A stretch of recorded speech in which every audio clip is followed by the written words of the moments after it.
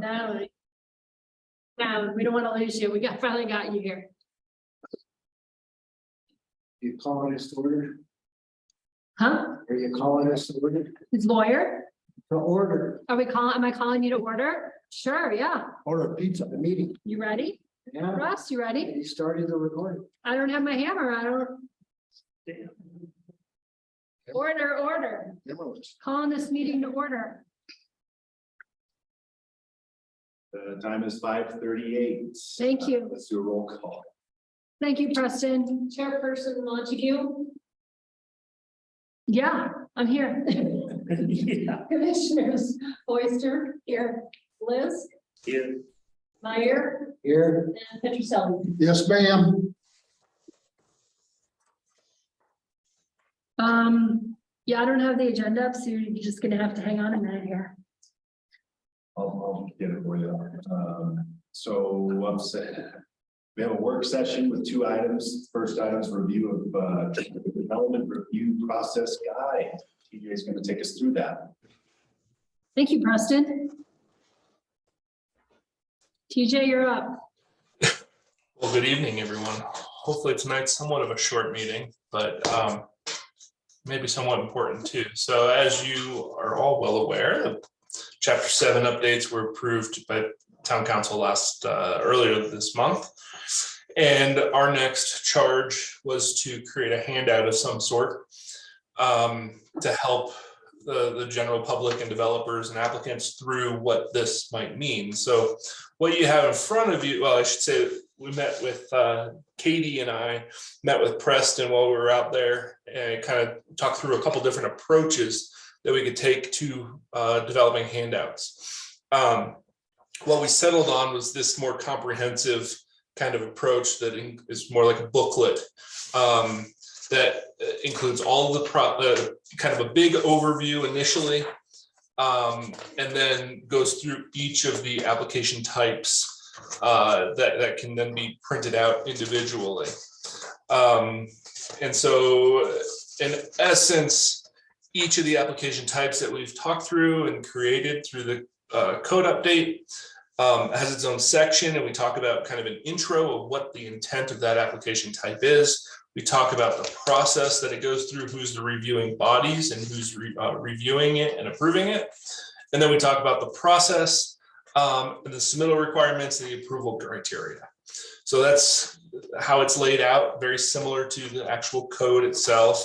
And then at the very end, we have an application that is kind of, it's a little bit morphed from what you currently have. We still need to work on it a little bit. You see some of the highlights in there, making sure that we have the right code sections reference and all that stuff. But as we're going through the final QA/QC of Chapter 7 updates, we'll update those as well. But in general, that's how this is laid out. It's supposed to be kind of the Cliff Notes version of the code and help people navigate some of the complexities of a development review application, in a little bit simpler terms. So I'd be happy to answer any questions that you all might have on this or feedback. It certainly is still kind of a work in progress, but we got it to a point where we thought it was worthwhile presenting, at least in its current form, so you could see it, see what it would look like. The intent would be that this is posted on the website, and it can also be provided as a handout if needed. So I don't know if there's anything that you all want me to talk about, but that's all I have. Yeah. Looking at page 1, it starts off saying the town has 6 categories of land use development applications. It lists 5, and then it references 6 categories again. Can you help me out? Is there a missing category, or do we need to change that 6 to 5? Well, we haven't written the affordable housing one yet. No, you're talking about the applicant steps. Yes, the actual page 1, it's the 4th page in the packet. Yeah, it says the town has 6 categories of land use and development applications, and then it labels 5. Yeah, that's it. That's the one. That's fun. I believe that 6 is incorrect. Okay, well, it's above and below the 5 that are listed, so, Yep. all right. Good. You get a paying attention award. Just want to make sure. Yep. Not the first time it's done. This happened pretty quickly. Yeah. You guys must have known it was coming. Well, they've been working on this Yeah. product for a while. I mean, we've been going since last September. So I'll just kind of jump back, TJ. Thanks for presenting this. I'll maybe have some other comments, but a lot of it is what you all seen for the last 9 months, what have you. Going back to the council meeting that was on June 14th, I think it was. Yeah, TJ mentioned it, but the ordinance was approved on second reading, which formally enacts the chapter 7 updates and the somewhat minor updates to chapter 6 and 8. It'll take, all the changes will take effect 30 days after June 14th, which puts it at, mid-July, July 14th.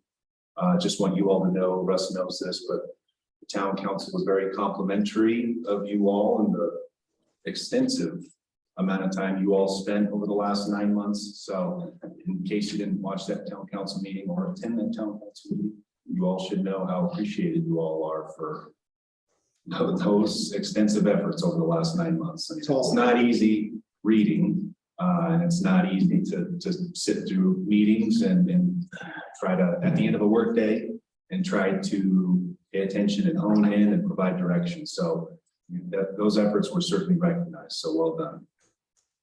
Thanks, Preston. Thank you. And thanks to TJ and oh my God, Katie, I think she's not on here. Katie, It was so Katie's no embarrassing. longer with CPS. Katie's moved on. What? She's now the community development director for the town of Frisco. Oh, wow. So huge opportunity. You've lost your right hand. Yep. Wow. Well, I'm glad that she wasn't here for me to forget her main name for a minute, but thanks to both of you guys for walking us through this process. Thanks to Katie for finishing this up before she changed positions. Yeah.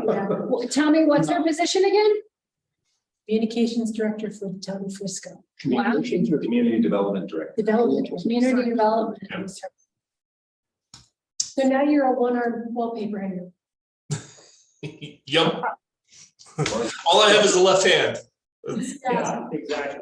He has a whole team of planners, Okay, so it's not just TJ, he has a whole team. so I have a question on page 10, and I'm not trying to gum up the works, but forgive me if I do, because this has come up since Ridgway had this issue 1 or 2 weeks ago. Approval criteria at the halfway down page 10, number 5. The use will not have an adverse effect upon other property values. Mhm. And Ridgway had that problem just recently. I don't know if you're aware of it. But where some homeowners tried to sue, they want to sue this town because they're building affordable housing and they think it's going to block their views. And I just want to, I don't, it's the question of, do I open a can of worms or do I try and That's happening. get this? Well, I'm surprised that it's just blocked their views and they're not saying it's gonna bring down their property value, just having the affordable housing there. Well, but the homeowners are saying blocking their view brings down their property value. Right. So TJ, do you have experience with this dilemma? Yeah. Yeah, it's you bring up a really good point. There is no good way around it. A lot of people could say any development would ruin property values. I think what the intent here, especially with a conditional use permit, is to ensure, because it's quite subjective. So the purview of the planning commission is quite wide. And so I think that's what we're trying to look at here. While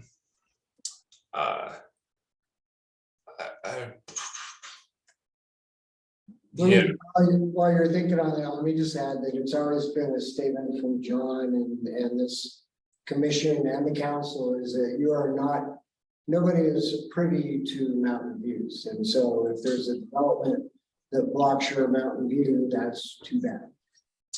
I'm not taking a position on it. Yeah. So, Yeah. I mean, we've all lived in rural and resorted mountain towns. Yeah. Here or elsewhere. I'm just worried about the statement, the way it is right now. To say will not sounds very black and white, So and I agree it's a subjective concept. this is straight out of the municipal code. So Okay, that doesn't can modify this document if it's memorialized in the, okay, you know what I mean? so how would we address it if it came up? Future code update. Oh. Okay, If you all wanted to evaluate the approval criteria. And evaluate removing one or more or adding one or more, does that make sense? yeah, I I mean, think that's why I brought it up is what do we do? this has been here for some time. Okay. Yeah.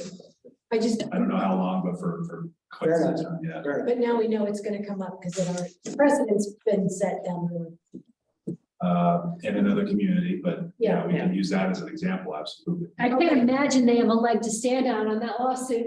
They don't, I don't think so, but I'm just, Better to avoid it at all. when we state it this way, they could come back and It kind of opens the door, fight us on it. Pardon? kind of opens the door. Yes, it does. Yeah, though Now that we're You know- encouraging density. particularly given the whole density thing, et cetera. If you really want to protect your view, you buy everything that might block it. Yeah. You know, I mean, it's, you know, Yeah. people who are just, you know, with the townhouses here have that same issue. It's like, We well, do. Right. you know, Yeah. you need to protect yourself. You're not guaranteed that, you know, that the lot next to you or across from you is not going to block your view. So, Like I yeah, said, know, I'm not taking a yeah, position. yeah. I'm just, I read that and I went, oh. So, Just so, you know, just so that doesn't get lost, the next item is that list of discussion items for future code updates. Perhaps that goes on that. Okay. that fits. okay, And maybe just to throw another couple cents in there, I just looked, this is exactly 1 through 8 are in the code currently. And so again, our hope, and I was like, why did we never really touch on it? Because we never really, you know, if it wasn't a discussion point, we never really talked about it when it comes to standards and approval stuff. We tried to keep it as simple as possible. So right. yeah, I think that's, to Preston's point, something to evaluate if we want down the road. But yes, point very well taken. Well, yeah, so I don't want to beat it, but yeah, maybe we need to keep it on the table somewhere. My other question was, and I apologize, it's just like, you know, when you haven't looked at a document in a while and then you look at it again, you go, oh, what does that mean? On page 11, number 3, for purposes of this subsection, a minor amendment may include multiple amendments consolidated and submitted as one minor. Does the definition of using minor limit the number of multiple amendments somebody can bundle into one quote minor unquote amendment? Sarah, if I understand that correctly, there's a definition for minor, and anything other than minor would be major. So I know that so what this is saying is that you can bundle multiple minors together and it doesn't make it automatically a major. Okay. Thank you. Those are my only 2 highlights. You can tap on the page number in the table of contents and go to that page. That's super slick. And TJ, this is Bill, I have one question. about the placement of the site plan section coming after temporary use and variances and conditional uses and minor amendments. The first year, it requires the site plan approval requires town manager, planning commission, and town council. There's kind of a progression, or I would think there might be a progression going from your first development issue, which also requires the 3 approvals. And then 2 approvals, and then a discretion at the discretion of the town manager might be a more intuitive progression. Just a thought. For a reason that that the site plan was at the very end. So I believe that how this was laid out was simply by going through the zoning standards and then the zoning regulations and then the subdivision regulations, just going down those. This document though does make you bring up a really good point to organize this in a little bit maybe different way, maybe even alphabetical by application type. You know, so if someone's like, I need to find a minor amendment, they kind of intuitively know how to find it.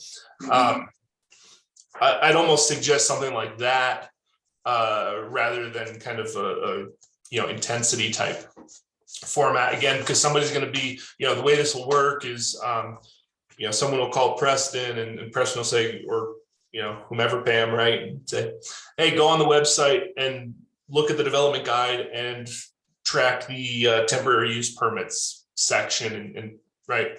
So that's how it'll be used. So the terminology would be more useful in that way, in that structure, if that makes some sense. Okay. Thanks. Yep, good catch.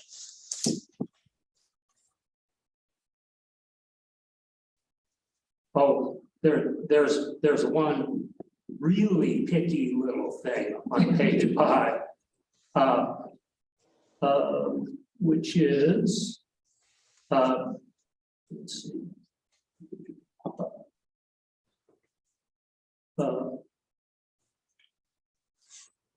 Let's see. Oh, no, actually, it's page 1 of the applicant's steps about this guy. Sorry. It is under number 2, under applicant steps, platting and constructing documents. Probably don't need that apostrophe on documents. Correct. It's a good one. Now, I'm not gonna, these are all really good, and I probably should have started by saying this is very rough. Right, we're going, and that's not a excuse. I appreciate the feedback, but yeah, we're still have obviously some QA/QC to do on it and some rethinking. But yep, excellent. I used to be an editor. Sorry. Perfect. No, this is good stuff because, as mentioned, right, you spend your days doing this thing, you gloss them over sometimes. So these are all things that we have had at least 3 sets of eyes review this. And it just goes to show you that, things get missed. That's the only one I found. So doing pretty good, I'd say. So besides those little comments, I don't see any. No, Don't take any exception. Looks great. Yeah. What do you guys think?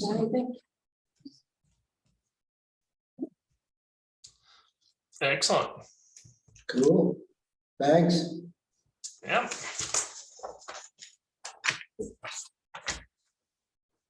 Next item is the review and prioritization of future land use regulation discussion items list, which is attached.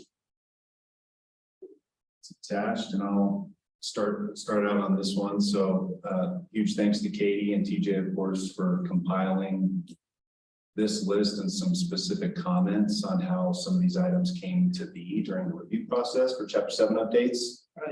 You got 4 or 5 pages of a whole host of items that we can that I think we all collectively agreed on reviewing and prioritizing for future code updates in subsequent years.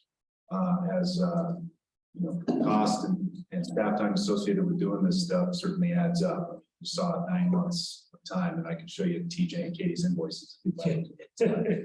But I think now's a good time to take a look and start to have a conversation as individuals to see how collectively we can prioritize some of these items. I have a caveat on the second to help inform the upcoming budget cycle. Say upcoming, it's almost July 1 budget soon, which is wild. But it'd be important for council to know what the planning commission is thinking as a board for the town to focus on it as it relates to the bigger ticket project items of cleaning up sections of the code. The scope of these items goes a little bit beyond that, I think, in some ways. The first item I will highlight is actually on the last page. And I think it should be, and these aren't in any particular order, just throwing out there, hopefully you gathered that by now. But on that, actually, page 4 of 5, it's the code citation 7-7. The title is affordable housing. Hopefully all of us know that that section have like a blank reserve space. TJ and Katie already gave a great go at penning that section. You all have reviewed some, if not all of that. I think the very first item for later this summer, fall perhaps, is to take that on again and start honing in on those concepts and programs. Russ knows this from the town council level. We've talked extensively at this point in trying to find a dedicated revenue source for affordable housing. Talked about other avenues to raise funding, like a building permit mitigation fee, an inclusionary zoning fee in lieu. Those are just like a couple of the strategies that could be memorialized, not only in section 7-7, but whatever the PUD section is now. I can't even remember what number that is, TJ, but so I just wanted to start by opining on that. I think that could be, I don't want to say low-hanging fruit, but I think we all know that's coming up shortly.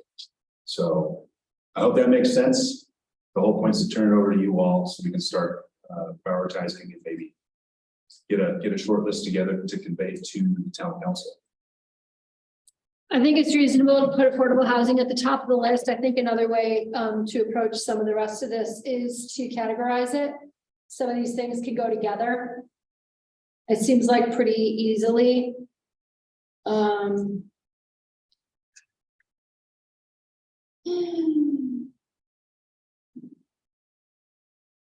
What those were, I don't really know. No. Outdoor lighting, outdoor storage, parking. Parking standards, I know, is one that caught my eye when we were reviewing this. And I don't know if that's the specific category, but I remember there was a fee in lieu of providing parking spaces if you're developing commercial building. And it seemed like that fee was so low that why would you provide parking spaces when you could just pay it off and be done with it? So that was something that caught my eye, and we identified as something that needs review sooner than later. Just and I don't know if that would be in the parking standards or in the fees. That's separate. Yeah, I'm not sure exactly where that lived, but it seemed really low. And that, in which that would encourage someone to be like, oh, well, it makes perfect sense, just pay it off. Yeah, and that's only been exercised once so far. Okay, so it's not Just so you a know. big deal. Yeah, it's. And that's with the old bank building here. They did some inland. So are we looking for suggestions to put on the list? Is that what we're doing? I think we're but looking. Prioritize. But I think it's also a time to add things, right? Sure, Like absolutely. Pam's, Exactly. Pam's thing about, approval, what was it? Approval rights? Damaging somebody's view. Yeah. Reducing the property values that way. Yeah, Kind of self-serving. I have an interest in 7-9 because I'm getting ready to build that garage ADU, so. I would just as soon make it 800 square feet since I've already paid the Yeah, my, architect to update the drawings. it is 800. I think that right behind affordable housing should be ADUs. Definition of where that 800 is. Ah, Because there's a definition that says it's from the outside, but it says, there's another definition here that says livable space. Which So makes more it's sense. Inside the walls, uh-huh. so. That's really where we just need that. Well, and it seems like when we look at that definition, maybe we also visit as 800, the appropriate amount. I know the county recently raised theirs to 1,200. Actually, it wasn't recently, it was a few years ago, I'd like to see a stair step, like multiple size ADUs. based on the lot sizes. Yeah, based on something. I don't have an agenda there, but I think if it's a small lot, it should be a small ADU. If you have a bigger lot, it could be a bigger ADU. If you pay more money, it could be a bigger ADU. We should have 2 or 3 different sizes. Yeah. If I'm not married to 2 or 3, I'm just suggesting that it doesn't have to be so cut and dry. ADU is my favorite subject, and I think it should come right behind affordable housing. I think that that's reasonable if you're looking at a larger lot size, because in talking with Preston and TJ about this, it's more about a parcel and not necessarily how many old town lots you have. So it wasn't about the size, but it seems like if you got 3 or 4 lots and that's your parcel, it seems like that could accommodate a larger ADU than say 2 town lots. Right, or even less. Yeah, I think that's super reasonable. I think ADU is important because it's our quickest way to create the housing. So it's. Well, and it seems like it follows affordable housing, which Right. was, not that it's not the same regulations, but it's a way to provide affordable housing. Well, and also not too far from parking requirements. So they're all Yeah. 3 of those are kind of Yeah, in the same sandbox, in my opinion. And Uh-huh. is there any work being done on worker housing rentals? Yeah, Well, that was the next thing I was talking about. housing Nobody was on else. here, something like that was on here.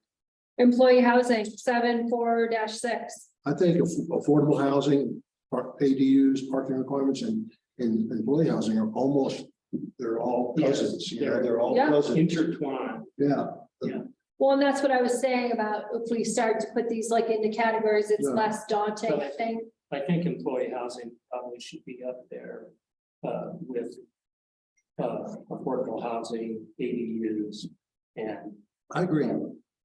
employee housing. I So agree. while we're on the ADUs, is it strictly the ADU and the sizing itself, or do we also have to get into this short-term rental issue run? Well, I think That's an issue I think needs to get driven home, so. It seems like that goes in the same. Isn't that, but I mean,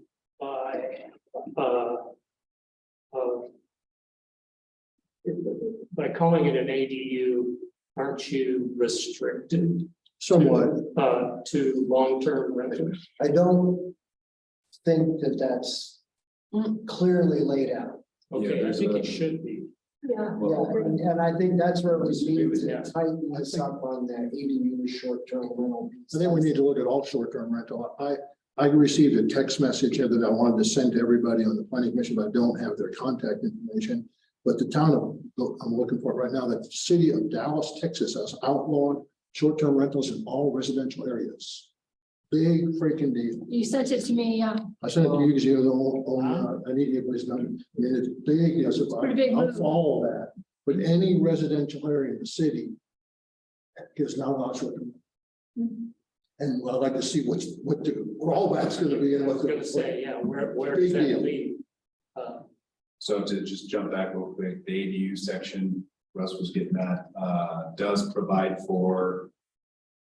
Does afford the ability to short-term rent an ADU if specific criteria are met. There are a few short-term rental licenses, active short-term rental licenses for ADUs. I do not disagree with what you just said. I think it's the most bizarre thing ever. But I think, yeah, if one of the items here is ADU definition clarification and, you know, general regs related to ADUs, exploring size or tiered component there, but also looking at, you know, all the criteria and all the different regulations, including the ability to short-term rent an ADU. I think we're just looking at it comprehensively. So we make that note. So far, just to recap, we can keep going, please. Affordable housing, parking regs, standards, the ADU clarification, general stuff I just mentioned. You've got all. Well, employee housing is a very specific definition within, you know, within the code. Right, and I guess for me, something beyond that narrow, that if you're referencing, having it like a commercial development, having to have on-site worker, residences. Oh, we're putting work. That's not what I'm talking about. What I'm talking about is, you know, is the need for substantial employee, people who are employed in Ridgway or in Ridgway County. So attainable. Yeah, it's Attainable affordable housing. That's what you're. Okay, but rental rather than ownership. Sure. Yeah. Sure. Are we putting workforce housing underneath the employee housing? Or are they going to be separate? Because we've used those terms before. I mean, I think there's two different categories there. Workforce housing being more possibly transient for just seasonal, and employee housing being for possibly long-term. At least that's the way I view it. So I think it could be under one master category, but I think again, they're cousins and they should be discussed together. There's one other thing that I have not seen recently, either town or county wise, which is regulations allowing RV parks. And that's in here. That's one of the things that I bring. It's here. She's right. I didn't see that. Page 3, I think. I just saw it. It must have started nodding off. So, No, use and location of travel homes. oh, I did see that. Yes. Yes. So we currently have regs in place for travel homes. I think it's extremely limited as well for travel. I think it's travel home parks. TJ, do you know? I'm sorry, is that right? Travel home. I believe you travel. Yes. Is that what you're talking about? Yeah. I think that 762 might fit into that category that we created as well. Or wait a minute, do I have the right? I think I do. Hang on. Then it gets confusing because then we go into 762B.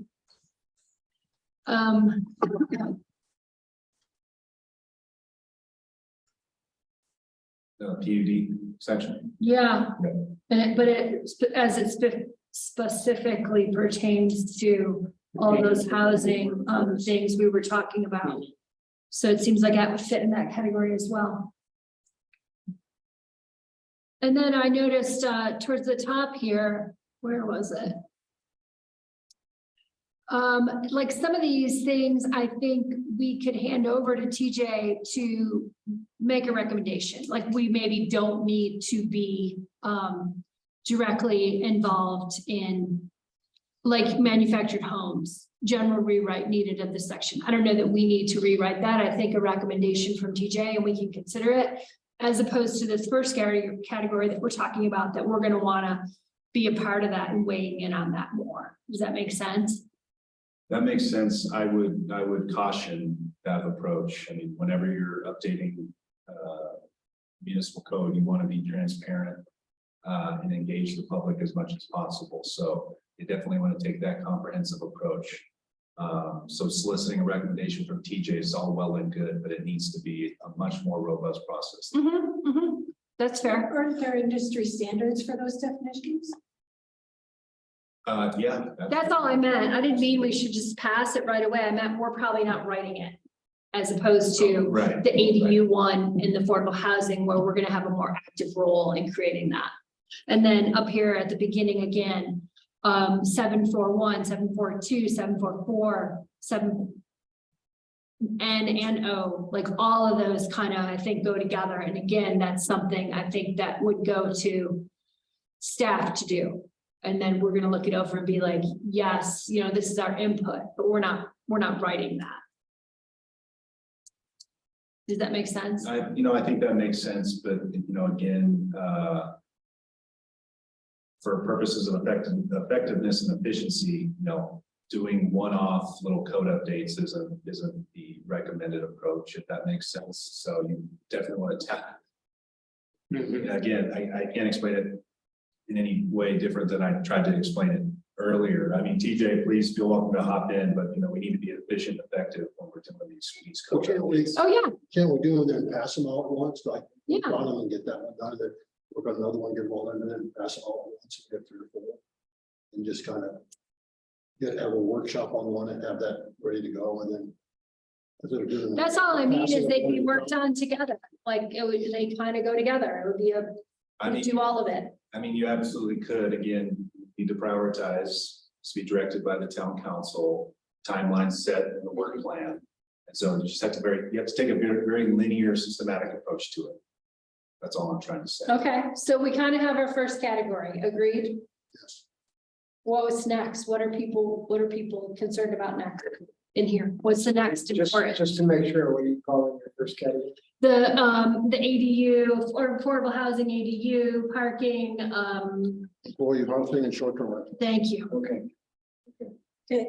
That's It's fine. not 5 items. Can I just ask a quick question on something here? I didn't understand the question, comment on one of these that came through.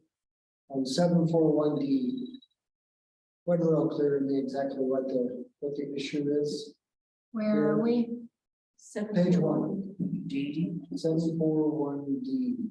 as a note. Got it. Zoning regs and zoning map constitute part of town's comprehensive master plan. The comment doesn't read now, but it says these shouldn't be tied together. Stating in I think that's where it gets.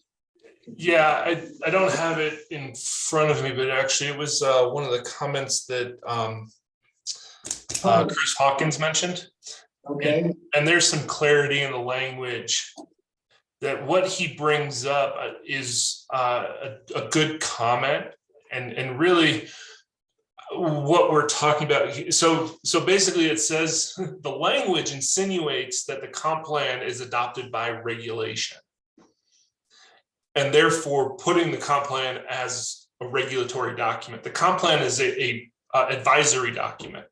right. And so we didn't feel comfortable making that change because of when it came and kind of what we were looking at. But it's probably just worth a quick conversation of, was that intended to be that way? Or do we really want to make a quick amendment to this thing? So I would suspect something like these, if you will, are probably some quick cleanup things that we could just tack on to the first bucket, if you will. Yeah, okay. And thanks for that clarification, that helps, but as it was written, it wasn't coming across.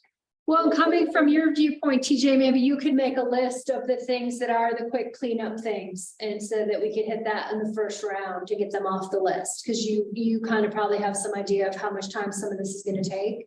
So maybe if you could separate those things out and then did we mention this and did we want the short-term rental regulations mixed in with that first category? That's 746N. Since you're talking about ADUs. and Yeah. for- Yeah, I think we should. I Yeah, think we those kind of categories. mentioned it. Yeah. Yes. Yes. They are intertwined. There's 5 things in the first bucket. And they're all intertwined. I think. So what's the next bucket? I'm kind of scrolling through here and looking. I think the next bucket is really all those like one and done ones that TJ just mentioned, so that if he can kind of advise us on things like what those might be. I'm not gonna suggest this is the second bucket, but we have residential design standards, historic business design standards, industrial design standards, so that's obviously one bucket, it doesn't have to be the second bucket. I don't think it's all that important, it could be the third or fourth bucket. but So it should be 7, one 4, 9, 10, and 11. bucket. Yeah, I think that's obviously one bucket. I'm curious from town or from town staff or TJ, are there things that you are either seeing as red flags or receiving pressure from the public that you need us to get to sooner than later? I don't think so. I think it's kind of diving into the design standards and seeing if they're consistent with what the town's looking for. I don't think there's anything that absolutely needs to be addressed now from a design standpoint. I think we clarified a bunch of things through this update, and we're good for now on the design standard stuff.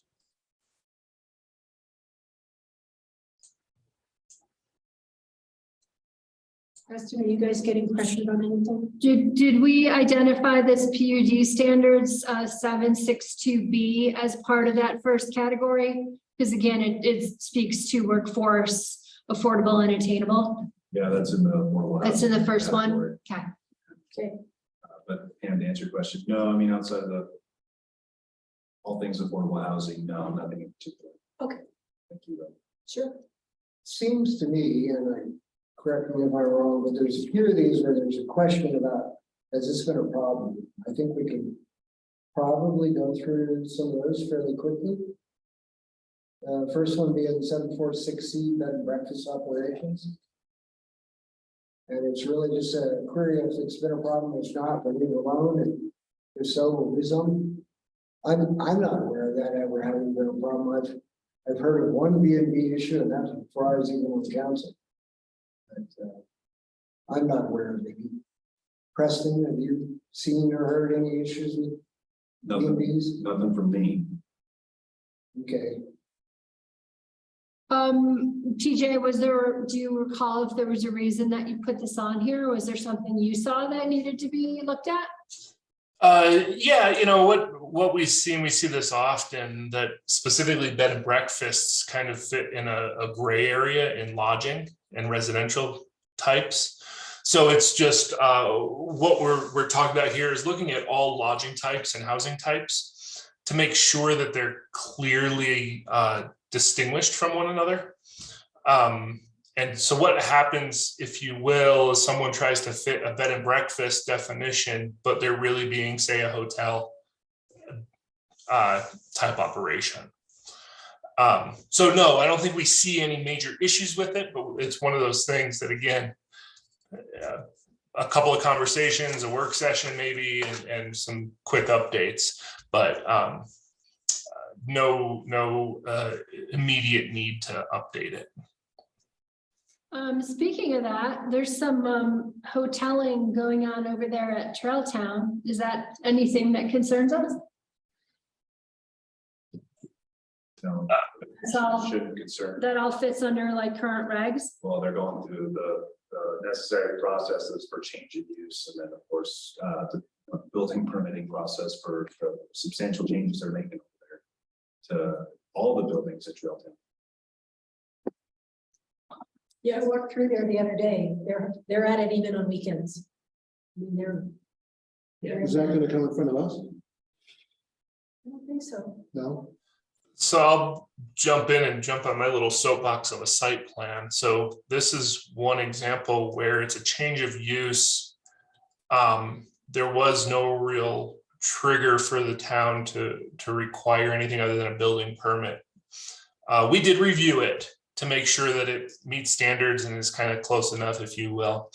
But there's a good example where in the future, after adoption of all of this, a site plan would be required and we would be able to look at the use a little bit more. And the big part is looking at utilities, make sure that they're sized appropriately, and also parking requirements. So we did look at parking and there seems to be adequate parking there. But that's in the future, or with the code amendments that were recently adopted, a site plan would be required in that particular situation. But in the past, for changes in use like that, there really wasn't a mechanism other than Mike Gill, or whoever the building official is, and the planning team, reviewing it for conformance. So this, all the better now that we have a site planning application. Do you have concerns about the site plan? About the application or? About the application, whether it's utilities or. Oh, you mean this one? Or are you speaking in general? The conversion into a commercial hotel. Oh, you're talking about the specific development? Yeah. I just don't curious. have any reservations at this point, as they've done everything they've been asked to do. Okay, in order to- Yeah. And I see TJ nodding also, so I was just Yeah. curious. No, they're definitely, they've been good partners in the sense that they followed directions. Good. One- That's important.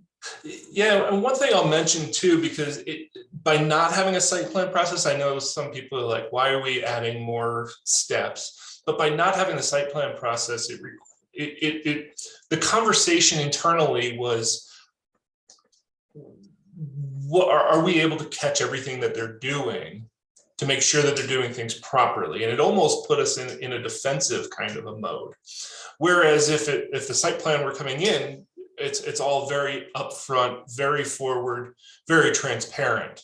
So it's almost like, okay, we're trying to review and interpret building plans to see if it's a hotel, business, office, and it just kind of somewhat feels, wrong almost.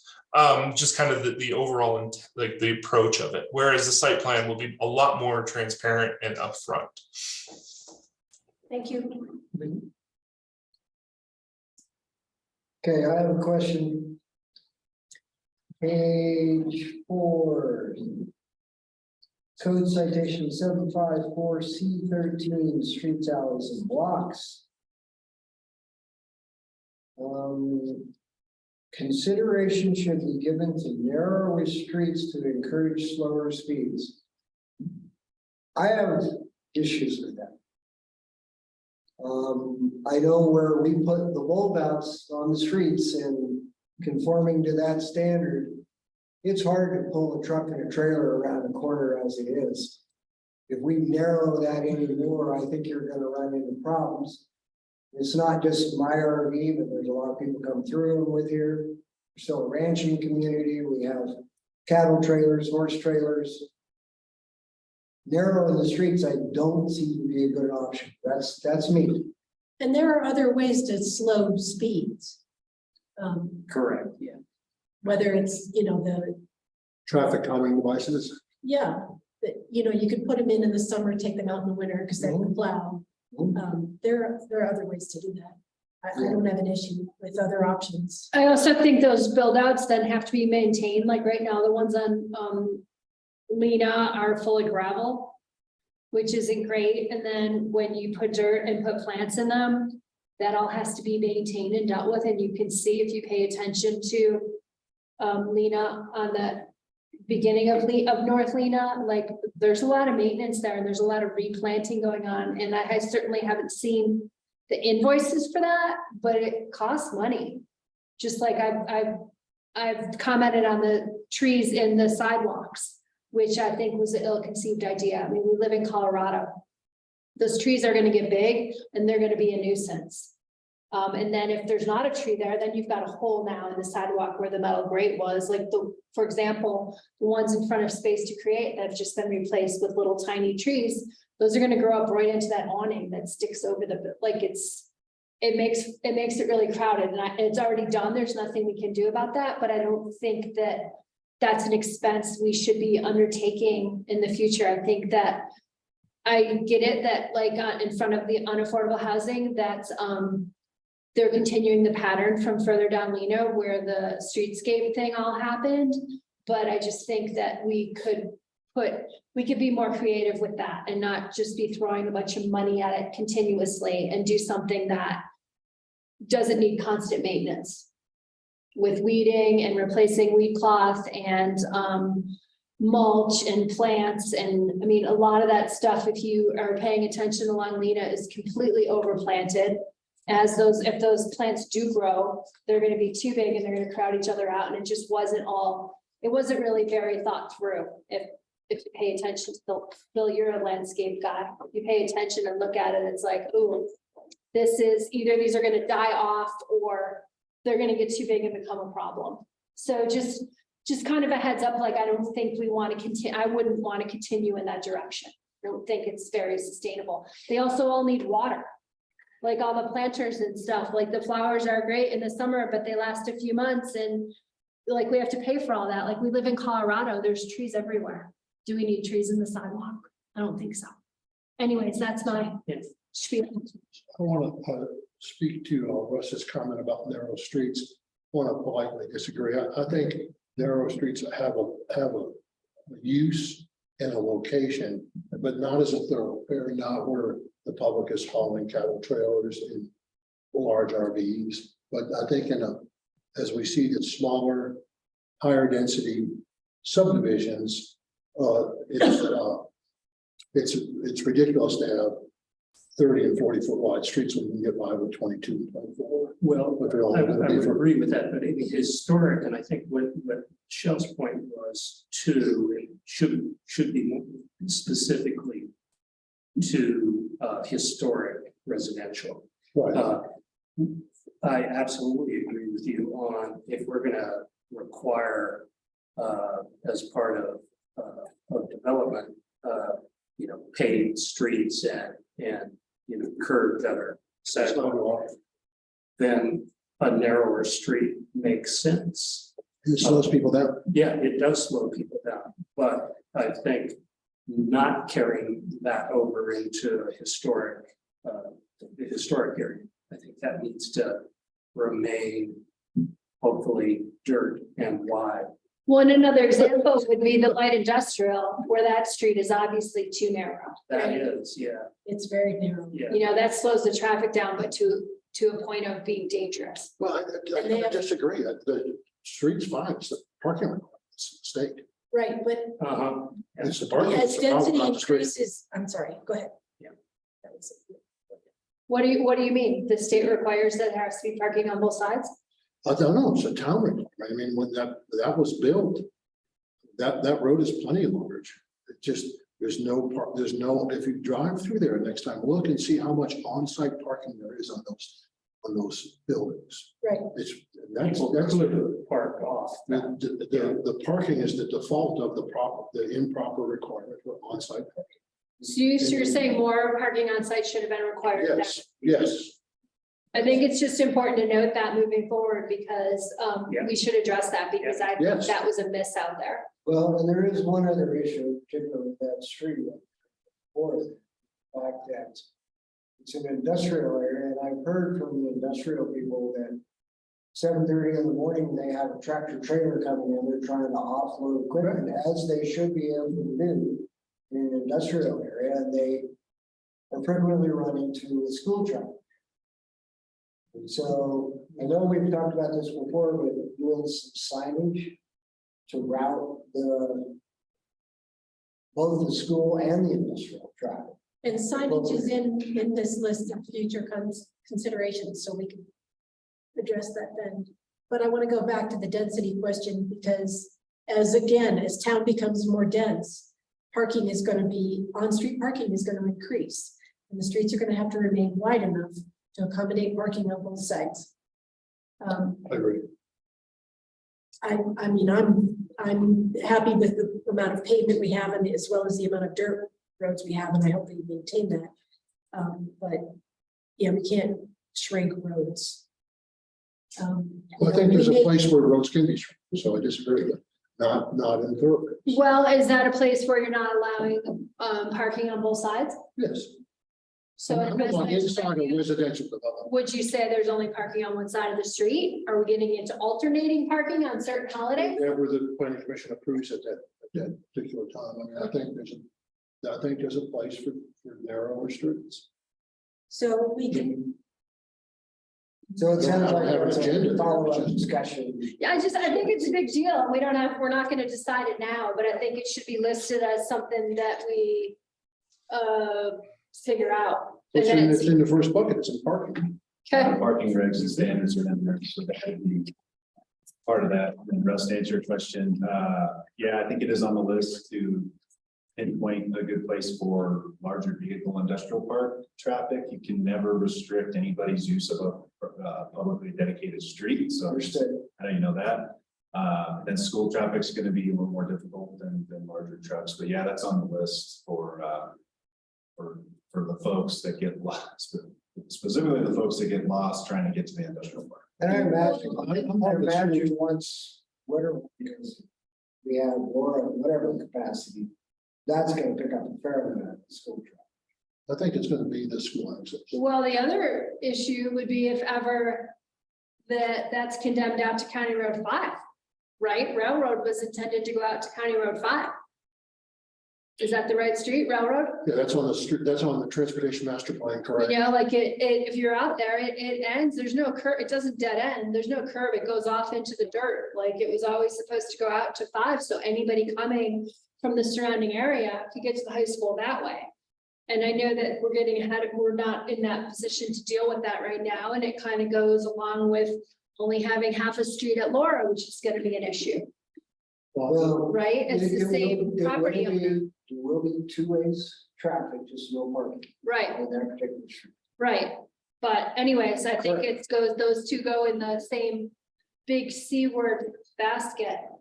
I was gonna bring that up later, but I mean, I think I worked on the transportation master plan years ago, and there's no question that railroad would continue on to County Road 5, and really the fact that those two schools are not connected is a huge safety issue.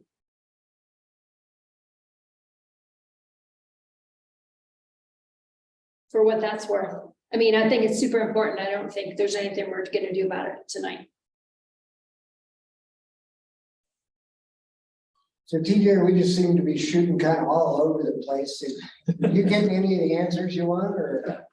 No, I think we're getting some direction. I think where I'm that was a good discussion, and where I'd almost say where I kind of put all of that is a conversation of I'll call it the jargon term of complete streets discussion, and that means focusing on what the purpose of streets are and coming up with standards for those. And I think that's what we're really getting at here, making sure that we're not requiring 60 feet of right of way when 50 is perfectly adequate.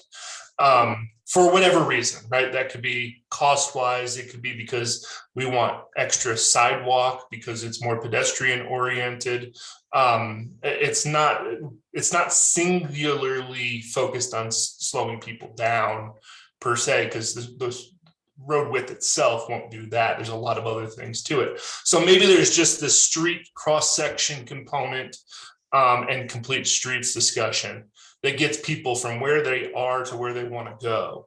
By all means, is essentially it. So maybe that seems to be kind of how I would encapsulate the last few minutes of conversation.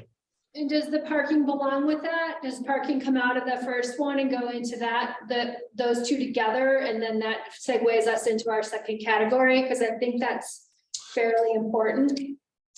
I'd almost separate parking into two components. Your street parking, your what I call public realm. So we can look at the public realm. rights of way and how to use it.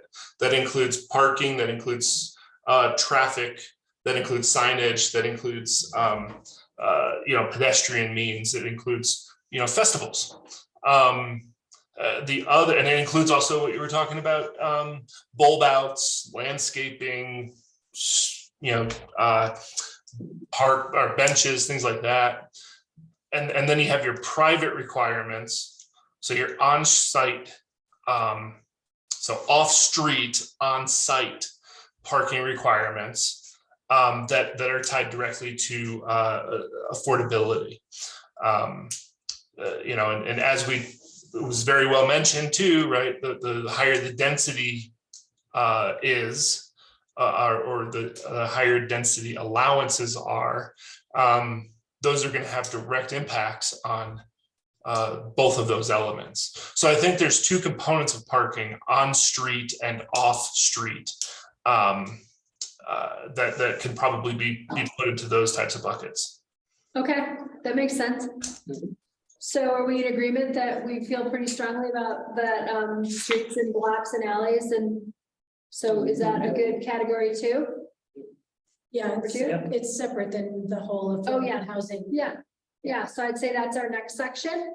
Next bucket. Yeah, And then there's one more here that TJ's thrown in the CPS specific comments several times that we haven't really touched on yet. I think we all agree that it needs to be addressed, but it's the lodging residential occupancy business going through. And so that's kind of an all encompassing that looks at, I think we touched on this with B&Bs. Where do they actually fall? Are they a short-term rental? Are they a hotel? Kind of defining some of that, looking at the travel trailer use. So this is a very broad spectrum. I think it's something that we really kind of need to spend a little bit of time to get our arms around and kind of tighten that up. Oh, its own bucket. Yeah, I think so. I know CPS has it in here about 4 or 5 times where they say, we should look at this here, so. so do you want it in that same blocks and, streets and alleys? I think it's different. It's Different, so then we're going, that's number 3. Yeah. I mean, and I think it's useful to do this exercise and classify them, and then when we're done with it, we may say, oh, you know what, number 3 should be before number 2. Yeah. We can move them around, but at least we're doing something with this really long list. Well, the list doesn't seem as long as I thought it would be. I mean, we got a lot. I mean, that first bucket. First all bucket's my- huge. Yeah, the first bucket's all my issues. Yeah, we have a bunch of minor adjustments that we put in this one. Yeah. Minor amendments. Did John or Jennifer weigh in on concerns on any of this, on where they felt anything important? Not on these items, no. All right. What else? TJ? You looking for anything you're not getting? No. It seems like some of this, like maybe definitions fits with, where was I up here at the top with the zoning reg, zoning map, overlay district, land use table.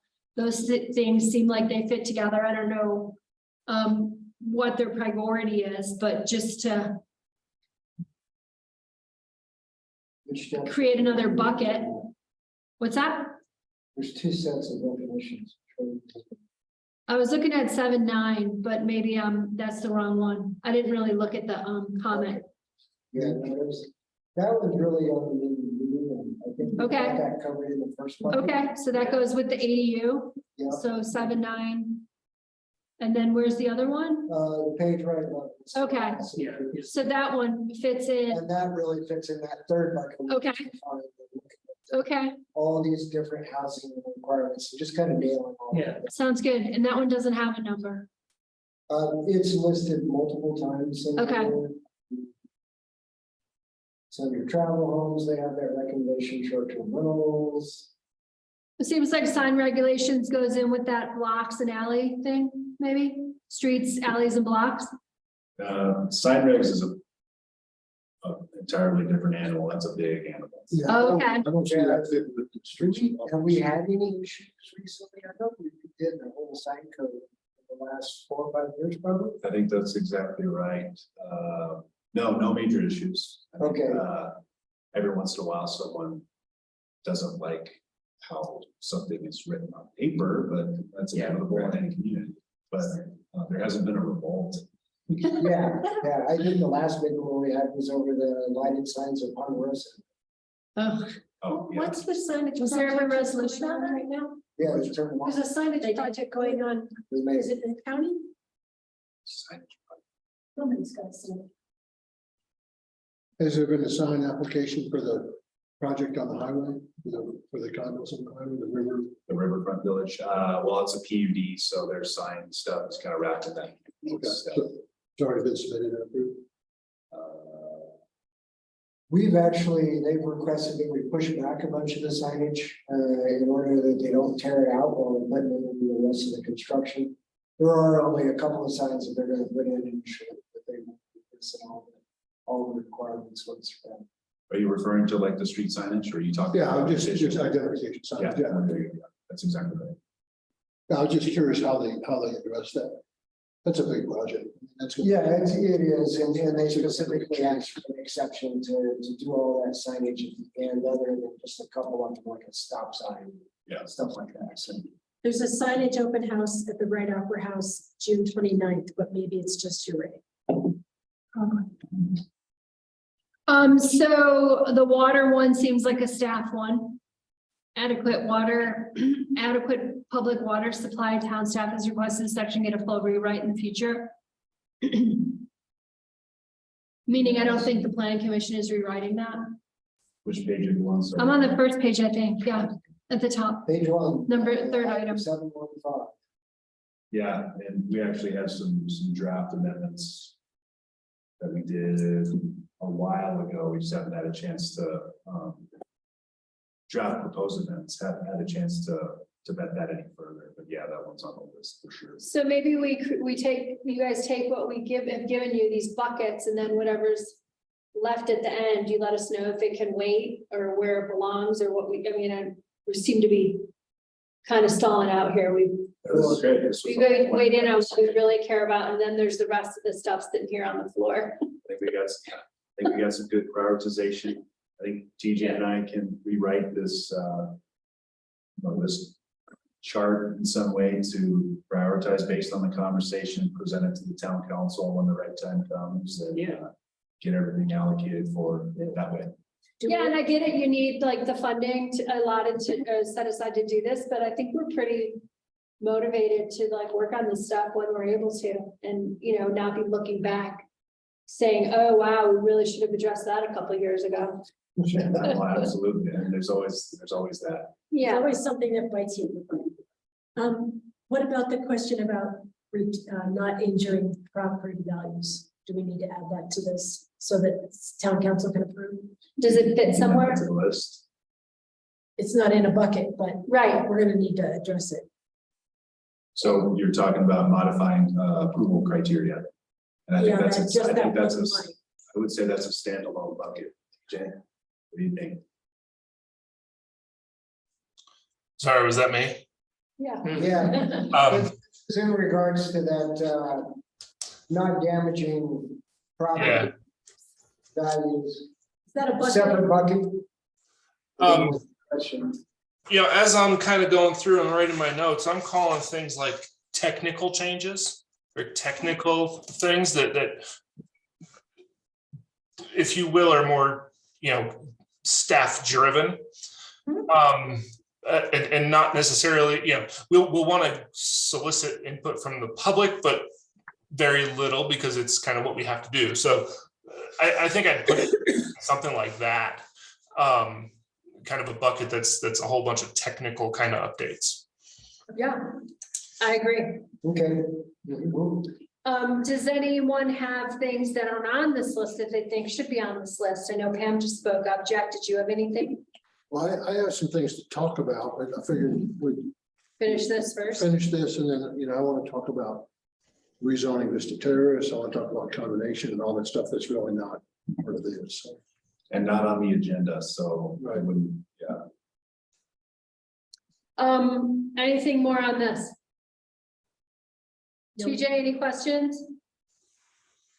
Oh, I like the idea of, I think what Preston was saying, like he and I I feel like we have enough information to kind of recategorize this a little bit, revamp it a little bit, and put it into buckets and then bring it forward that way. Yeah, then we're happy to look at it again if there's anything that's still gray. Yeah, we have a few months before the budget process, so we can absolutely refine it and bring it back your way. You know, Michelle, I know you're raring to go and wanting to get some of this stuff done. And we've talked about this before, but you know, staff, town council driven has a very aggressive work plan. And so we're talking opportunity costs when you lay out the projects that we currently are undertaking. And wouldn't be able to in order to take some of this on, if that makes sense. So. Yeah, that it's not just the price tag on it, it's also the use of staff time. Right. Got it. So this was great. Thanks for taking the time. Got some good buckets. All right. Yeah, thanks for bringing it back and putting it on the agenda. Yeah, is it possible in the future to get an agenda item called discussion? General discussion? or do you put your items on the agenda? You put your requests on the agenda. Yeah, normally we do have updates from commissioners at the end, but I guess we forgot to put that on there, but I think it'd be okay to do that here if you want to just. We can, I mean, I've got nothing that I want to discuss is on the agenda, just some stuff that I think is appropriate, so we can go off the record if we want, or anything I've got. I don't think you can go off We the cannot record, go off the record. We can never Do go it off the on the record right now. but yeah, what do you got? Well, I want to talk about the rezoning of Vista Terrace. You know, we talked about it when that plan came here, and it's currently zoned residential, and I for one said that if we're going to turn it down, we would I would want to rezone it. So I did some research on this. I wanted to share this with everybody. I'm not a visual guy, so I made copies. This is the land use code in Montrose. Montrose has 4 different categories of low density residential. We have one residential code, and we talked about this in that rezoning process, and I think that we should add on some type of low density or a state zone to our code. And I think that's appropriate to discuss tonight in updating our code. So I just brought those as an example. I don't have one that I like or not, but I think we need a lower density residential category. And I think Vista Terrace is very appropriate to discuss under that. And also I think that some of the 150 or 180 acres that Wolf owns that is in the urban growth boundary would be appropriate for this, and anything out by Eagle Hill. So I think this is a zone that we have overlooked, and we should consider including in the rewrite of SIP. So question, let's just, right now, if Wolf came in and was developing some property, they would be free to do larger lots, but by putting this zoning in place, then that's something that we could, for example, at Vista Terrace, we could then direct them to. Like, instead of having these proposals come in and spending months on them, only to be like, yeah, that's not gonna work there. We're putting our intentions out there in the forefront before someone comes in with an application. Is that the idea here? Yes, the idea here is to get the density where we want it and not have zoning that gives density where we don't want it. And I've had substantial experience with this in Montrose, and Montrose is very diligent about showing where they want their density. And I think we've been negligent in doing that, especially with the R zoning and Vista Terrace. It's not what we want. That's it. You know, the interesting thing about some of the land, and it was Marie Scott that used to own that now the Wolf zone. Where Howard's house is behind that, all that just north of Charles Street, right? All that was originally planted. Still is. That's what I mean. So part of town, with, the streets continuing out that way is on the original town plan. Now, I don't, it's been a while since I looked at that, so I'm not sure how many blocks it extends. It's 2 blocks, approximately 55 blocks there. Yeah, If I remember correctly.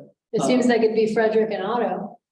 Yeah, but I mean, that's what this would be, is as we're close to town, we would prefer our density. As we got out closer to Eagle Hill, Yeah. we would phase it to larger, different phases of density to, they have large estate lots and smaller estate. So we could, and as we get out, I mean, I don't foresee the urban growth boundary in Ridgway changing in my lifetime, but someday. right.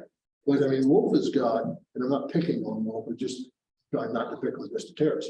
Wolf has got 150 acres there that's in the city, and it would be got water and sewer to it, it's got county roads to it, it's got schools between it. It Prime does time have, development property. it does have a drainage problem on it, probably about at least 30 to 40. So it's got plenty of drainage. I use with the, Got plenty of drainage, but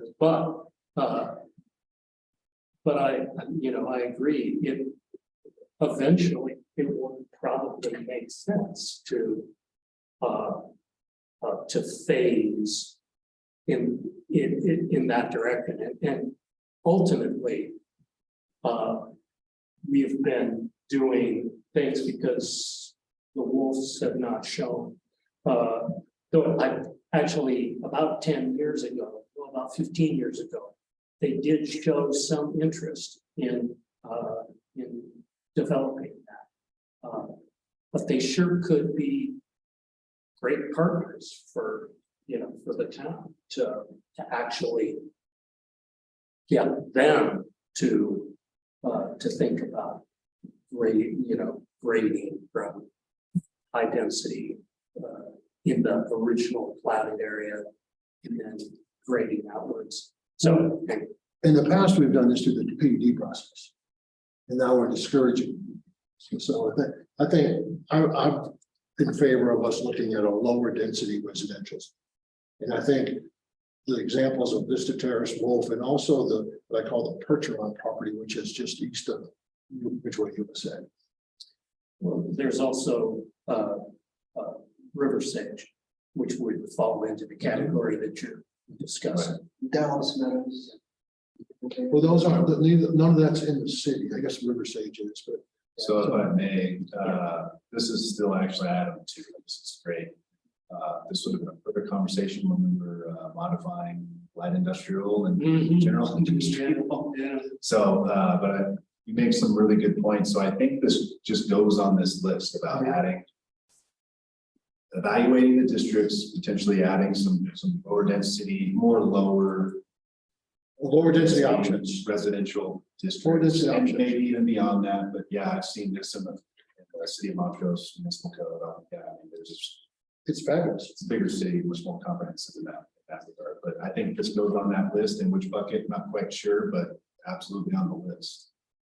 Great. DJ, do you have any thoughts? No, I agree that, actually now wondering why we shouldn't, we should certainly put that in here, right, as far as the industrial zones as well, but evaluating the zoning districts. I think that makes perfect sense, and it may or may not fall into another bucket, but probably worth a conversation on itself.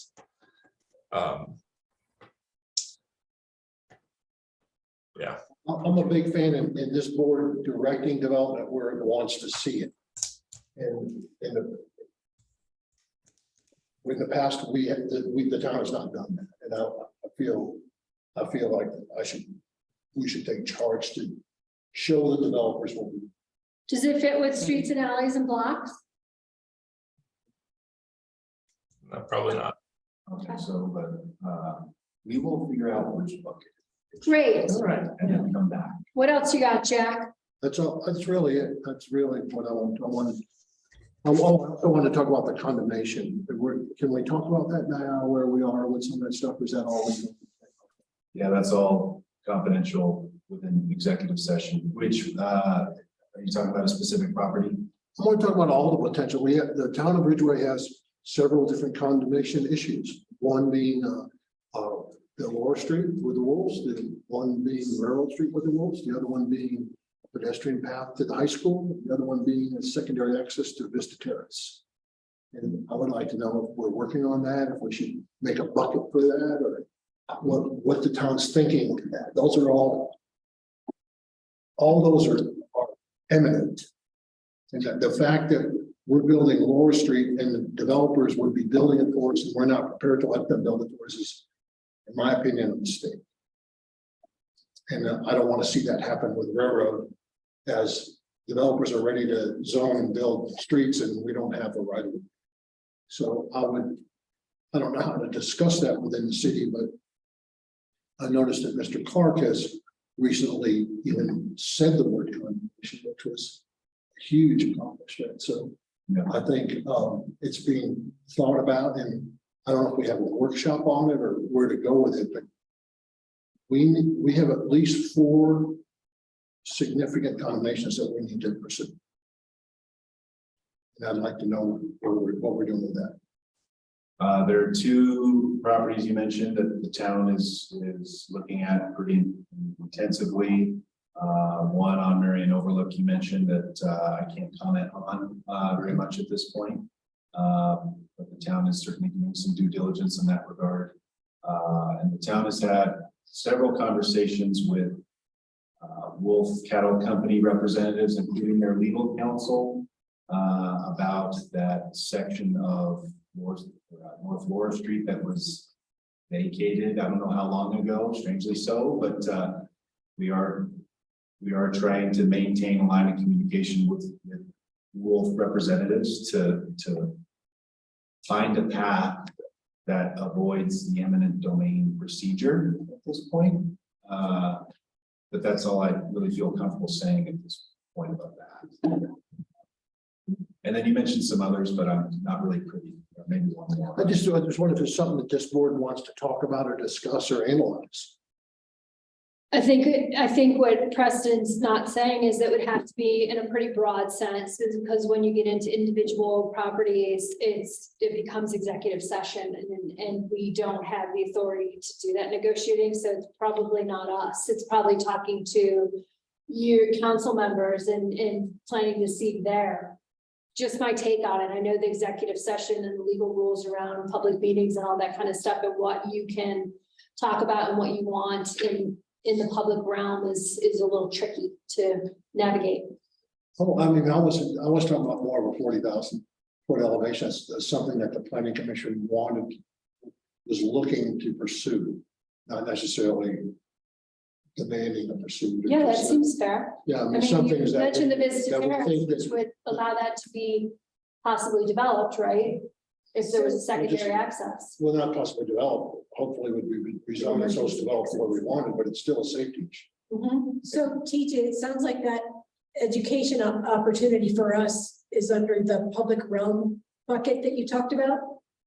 Yeah, I'm actually thinking of another one because what we're talking about right now is a little bit different than kind of, we're looking, if you will, long range planning on this stuff. And so the planning commission, though, is charged with evaluating the comprehensive plan every once in a while. So probably what it would be is looking at, because I actually have it open right now, I'm looking at it, all the connections you're talking about are on there, all the policies that guide kind of the long range vision of the town are in there.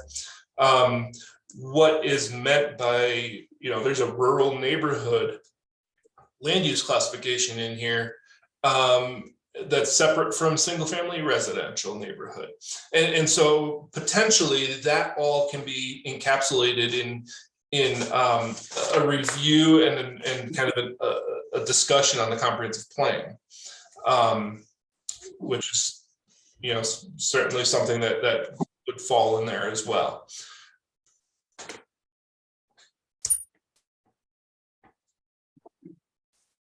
I'm done. How does that work? Like, how do we do that? Are these conversations things that we can fit in like we're doing tonight when we don't have a lot of applications? Like, I think I think the planning commission, the feeling I get is that people want to be like forward thinking and consider some of this stuff and take the time when, you know, staff allows and all those other things. But if these are conversations, you know, that we have to have before the decision-making process, maybe those are things we can fit in when we have a lighter load. Or, you know, instead of canceling a meeting, get together and, well, you know, what do we need to look at? What do we need to talk about? Because, you know, if you went in the future and looked back, you'd be like, oh shit, I wish those people would have thought about this. I wish those people wouldn't have vacated the Laura Street right away, you know, stuff like that. Just being more proactive than reactive. I've been involved in the planning commission for some time now, and I feel like this commission here is by far the most concerned and forward thinking of any of the commissions I've seen. And I'm real proud to be on it. And I think that's an asset that we could use for everybody's benefit. I mean, this is by far the best planning commission I've seen. Thanks, Jack. Yeah, and when we've renewed the master plan before, we get hundreds of people giving input. And so that'll be coming up in a couple of years anyway. I mean, 2019, it was updated in 2019, yeah. yeah, And I don't know that there's a magic number. I've heard it. Magic number for updating a comprehensive plan in general. And the county is undertaking their update right now. And when was the last time they updated? I think it's 20, but I thought I heard 30 years. it's a long time. Maybe too long. Obviously, we're nowhere near that number, but they'll let us know when it's time. okay. It's But yeah, we kind would of like to keep tenure. kind of doing this stuff. Is that like a best practice kind of deal? I think that's what I've seen going on here. What was that? I didn't- Roughly 10 years. I've heard that Not- 10 years. I don't think it's hard and fast, but And on another note, how do we get rid of that siren? Good luck. Hire some full-time firemen. We need that siren. we've already talked to the fire department about it, it's not going away. For those who haven't heard, that's the fastest way for the volunteer firefighters to get notified that they're needed. There's a pager that they wear that comes in up to 2 minutes later. And then they can also get to their phone. And those are not as fast as this siren. Yeah. And so the fire department's take on that is, if you're in a car wreck, seconds matter. And so this is the fastest way to get them, to get you out of that car wreck. So, I'm okay with it. I think it's a small town atmosphere. But emergency medical doesn't use that. EMS, EMS? Yeah, yeah, Because they show up for traffic accidents and yeah, I mean, that's what a lot of these fire calls are, is not specifically fires, but yeah, traffic accidents. they're not all fires. Fine. So EMS gets that same, comes through the same channels. And another element to it, that's the best description ever, but another element to it is, and a lot of people don't really recognize this or know this, but it's really a signal to, lower your water use. Don't use water for a while, in the event there is a fire. Because if you open a hydrant, start attacking the fire, the tanks up top are gonna go down real fast, so you need to conserve. Yeah. So. so if you're in the shower, when it goes off, you should get out of the shower. Yes. I didn't know that. Stop brushing your teeth. I mean, I've heard John Clark say that, heard someone else say that a few times. I think the conversation with the fire department happened shortly before I started, or the last time that conversation happened, but I think that was known to it. Is that correct? Then I would hope they I think send we out have- a text alert saying, we're dealing with a large fire, please, shut down any unnecessary water main. And I would, if I knew that, I would do that. But if I don't know. I heard one that's never around. Not that I. Like you just said, the majority are not fires, all other accidents, so you don't. But if somebody told me to do that, I would do it. Wait, I gotta call this. Hey, TJ, thank you. All right. Thank you, TJ. You gotta adjourn us here? Yeah, meeting adjourned. Meeting adjourned. Thanks, everyone. Have a good night.